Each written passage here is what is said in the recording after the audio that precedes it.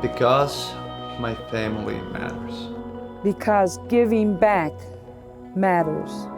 Because my bucket list matters. Because being here for my son matters. I wasn't feeling quite well for a few days. It just became worse.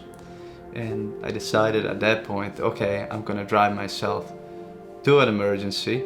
And they told me that it is a tumor, the size of a baseball in my colon. And I had stage 4 cancer. He's very young and healthy and vibrant, and we wanted to, treat things in a very aggressive way with the goal of curing the cancer. And after several months of chemotherapy, we did scans, and that showed that things had gotten significantly smaller. I think he was very happy when he saw those results.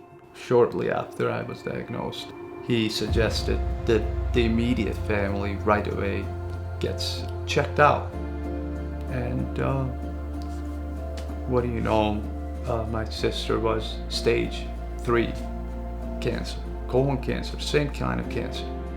With his sister also being diagnosed, around the same time, that was, especially hard, I think, for him because he was worried about her and how she was going to do with the treatments and everything. So I do the best I can to understand where they're at and help them kind of through their journey, which as a system, Rochester Regional Health, I think we do a great job at providing excellent patient care.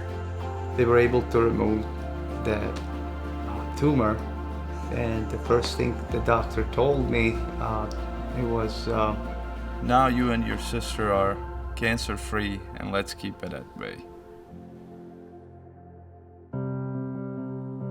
I had been having excruciating back pain. My doctor put me in the hospital.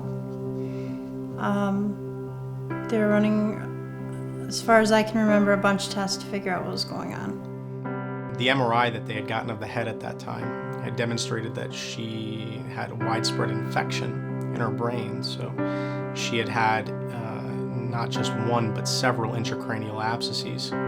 Sometimes in neurosurgery, we see patients that'll have 1 or 2 or 3. She had 17 at least. I had taken one look at the scan and knew that this was going to be a problem. She had so much pressure built up in her brain that she was herniating, meaning that her brain was being pushed down through the base of her skull, which could be catastrophic and causes people to die.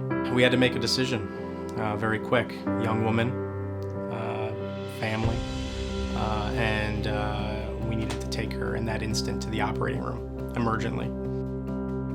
I just needed to go outside. I had to get some air, and I got into the elevator, and I just collapsed. It just fell apart.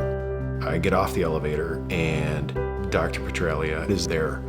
He just gave us a hug and said, don't let my wife die. And I just reassured him. I said, I got her. We'll take care of her. And when we got done, I went out and I spoke to Jeremy and I told her, hey, we got her through it. She's safe, but that it is a long road. But she actually pulled through it pretty quickly, and she was following commands the next day. There is not a single person that didn't show compassion or go out of their way to make me feel comfortable or my family feel comfortable. Somehow thank you doesn't seem enough when someone comes in and saves your life in that urgent of a situation. Dr. Petralia, because of him, my son still has a mom.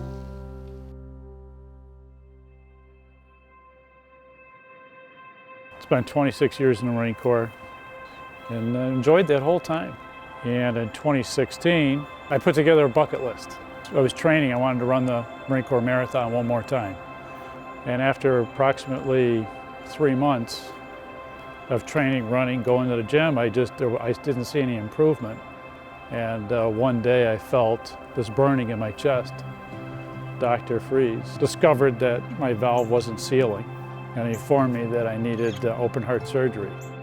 His valve back in January was opening, say, to this degree, and now is only opening, say, to this degree. So when he was pushing himself, he would get that feeling, that pressure, because the heart was not able to meet the demands of the body.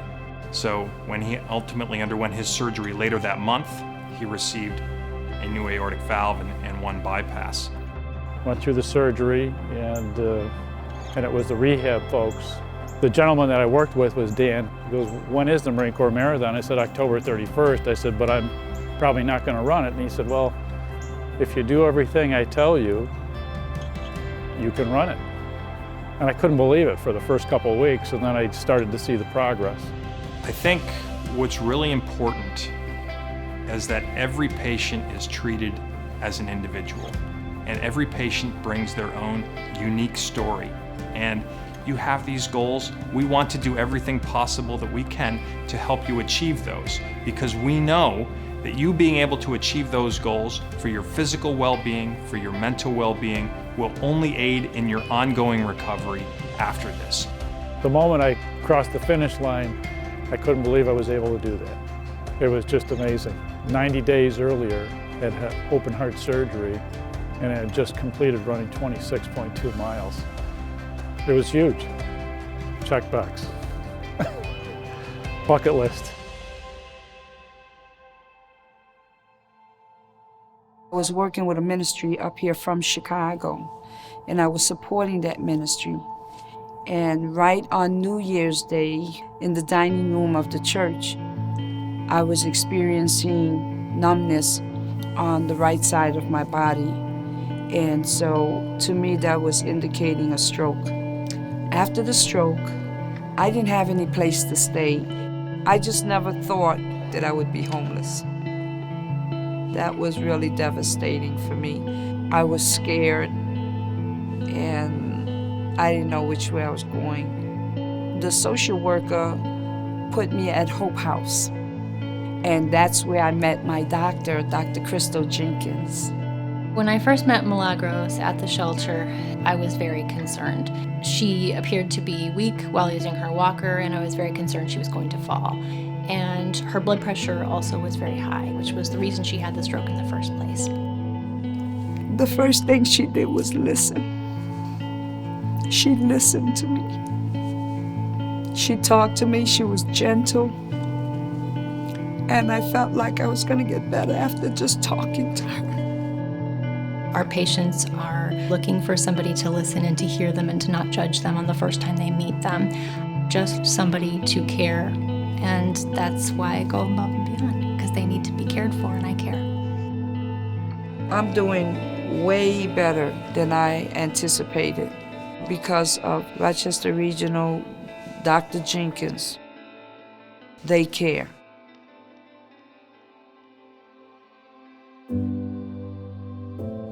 Taking care of patients, that's really what I enjoy the most. I like having those relationships and doing what I can to help them and their families get through that journey.